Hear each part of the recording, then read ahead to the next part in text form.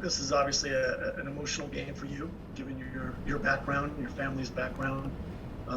What are some of your memories watching U.S. Mexico World Cup qualifiers? Specifically, who was there? What was it like? What was going through your mind, through your heart? Yeah, I remember when I was 10, 11 years old, I always remember just watching Mexico versus the U.S., every time they played. It was a special feeling, having my family besides me, just always rooting for the game. Honestly, I was just rooting for Mexico back then, and then now I'm, representing the U.S., so it's very important that, we go out there this next game and we go and get the win.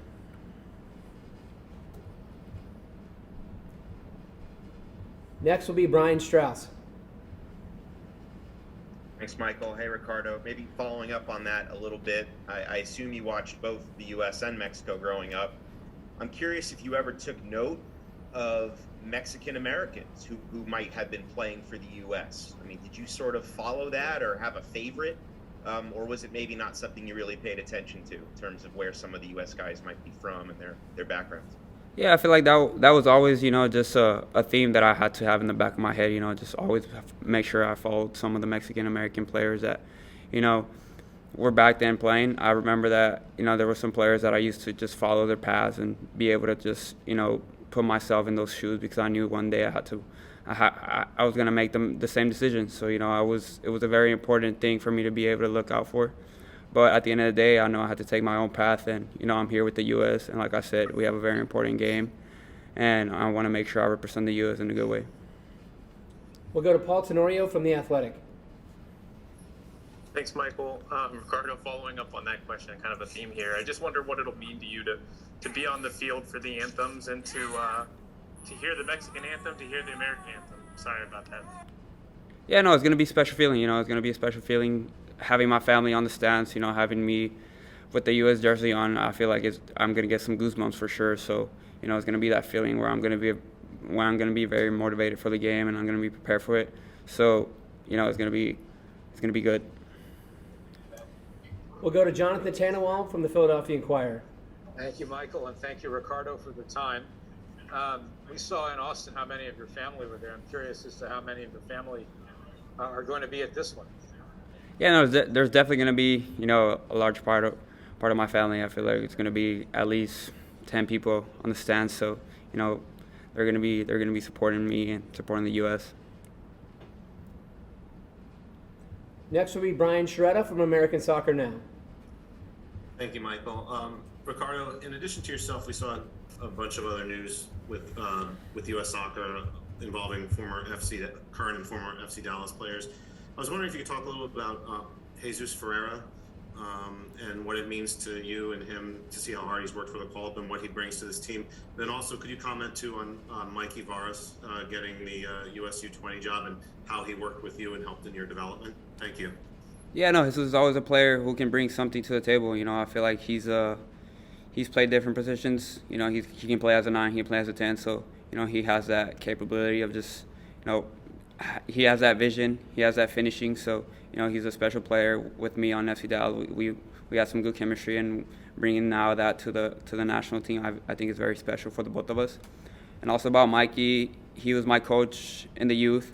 I had him as the first team coach. He's a great coach. I feel like he's going to have a good career, I would say, as a U20 coach, and he's going to bring good things to the federation. Next will be Ivis Galarcep from SBI Soccer. Ricardo, one aspect of your game I wanted to ask you about is your ability to press, and you seem to really kind of take joy in that part of the game. Not every striker likes to do that dirty work. What is it about that part of the game that kind of makes you just buy into that job? And a separate question regarding Mexican Americans who have this decision to make choosing between the countries. Some other players have obviously chosen Mexico, like David Ochoa and Julian Araujo. What would be your advice to a player who's kind of in that position? Obviously, it's personal for each individual, but what if someone came to you with that decision and asked you, what's your biggest advice? What would be your biggest advice? Yeah, when it comes to pressing on the field, I'm a player who likes to work hard. I like to work for my team. I like to run for my teammates. So when it comes to just the press, I feel like, it's a very important moment for us to win the ball up high, on the opponent's half. So I think that's very important for the team.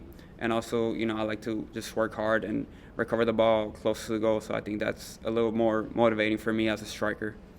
And also, just what was I saying? Your advice.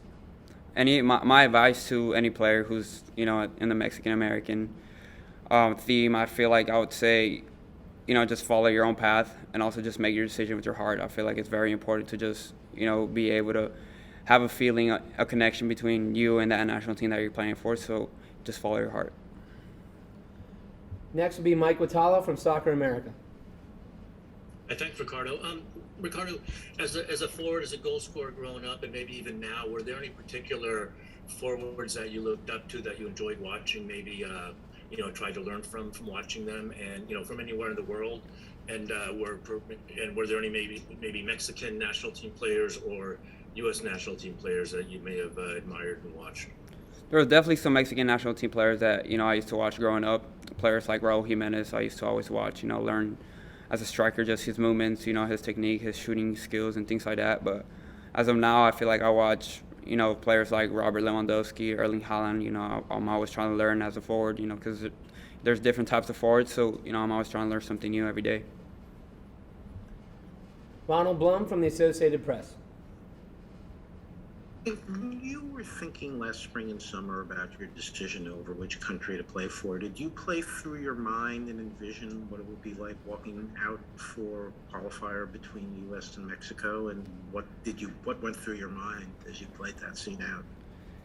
Yeah, no, there was a talk that I had with my dad, I had with my family in general, and, I was just bringing everything to the table to them. I was talking about, what it would be like walking out, playing in the game versus Mexico. I feel like we've talked about how special it would be and how motivating that would be for me just to be able to call up to the national team, be able to play in that game. So, that made me work harder as a player, just, staying humble and always working hard. Next will be Charlie Bone from MLS Soccer. Hey, Ricardo. Hey, Michael. Thank you guys both. Ricardo, you won your spot, a few months ago when you first got your call up, but it's one thing to sort of come first in a crowded field of strikers and get opportunities, and that's another to be basically the only true number 9 that's been called into this camp. And Greg has said that he plans to give you most of the minutes and kind of ride your form and depend on you. I wonder what that feels like for you. Is that a different vibe coming into this camp, and how do you face that? Yeah, I feel like as a national team player, you always have to prove yourself. You don't have a spot saved for the team. You don't have a starting spot that's always going to be there for you. I feel like every day you get an opportunity. You have to take that opportunity and be able to show yourself out. So I feel like I've been doing that, and just being able to be called up, not only as a true striker, but I feel like I have Jesus behind me, who's also a good player, who's also just pushing me to be better, and I'm pushing him to be better. So it's always that competition between the teammates that are going to make each other better. We'll go to Daniel Nora from Univision. Thank you, Michael. Ricardo, obviamente en estos partidos todo el mundo siente que son más de 3 puntos los que están en juego, que hay algo más. ¿Qué es ese algo más que está en juego? ¿Cómo se lo explicarías a la gente? ¿Por qué es tan importante que Estados Unidos siempre le gane a México? Y lo otro que te quiero preguntar muy corto, los dos pasados fueron juegos que más allá de que se jugaron en Estados Unidos, había mayoría de público mexicano. El viernes no va a ser así. ¿Qué tan importante será eso para ustedes? No, creo que no nomás son los 3 puntos que estamos jugando. Creo que es un partido de cualificatorias para la Copa Mundial. Obviamente estamos aquí en casa, tenemos que ganar todos los juegos que se puedan ganar aquí en casa. Creo que eso es importante. Y no, creo que es importante también la mayoría de los fanáticos que sean americanos. Como has dicho, creo que en cualquier otro partido siempre han sido la mayoría mexicanos. Creo que va a ser importante para nosotros para tener el apoyo de los fanáticos y salir y tener el mejor juego que sea posible. We'll go to Oscar Gallardo from ESPN Mexico. Thanks. Hola, Ricardo. Buenas tardes. Me gustaría conocer tu punto de vista en este momento. Si crees que recientemente tomaste la mejor decisión de representar a los Estados Unidos, recordando el caso de algunos mexicoamericanos que fueron llamados por México y que hoy no figuran, como Jonah González. ¿Crees que con Estados Unidos puedas tener mejores oportunidades con tu selección o de jugar en Europa? Gracias. No, creo que hasta el momento sí he tomado la mejor decisión. Creo que la Federación de Estados Unidos siempre ha estado ahí para apoyarme desde que yo estaba desde que tenía 13, 14 años, siempre han estado ahí apoyándome. Creo que me han dado las oportunidades de estar donde estoy ahorita. La verdad sí es la mejor decisión que he tomado en el momento. We'll go to Sophie Nicolau. Hi, Ricardo. Just wondering, you've made such an incredible impact. It's making waves in the UK and Europe as well, of course, with your performances. Who are your influences and who are you looking at in terms of mentors right now in your career with everything that is in front of you in terms of, the potential that you have to kind of really make waves in football? Yeah, no, there's conversations that I have, with Coach Greg. I have conversations with my teammates here in the national team, players like Christian Pulisic, players like Weston McKennie, who I always try to take advice from because, they're in that place in Europe, just playing at the highest level of soccer. So those are players that I always try to talk to and just get some advice from them. And also just my family and my agent, I think they're very important for me to just be able to keep my mind in what's next and not focus on the future.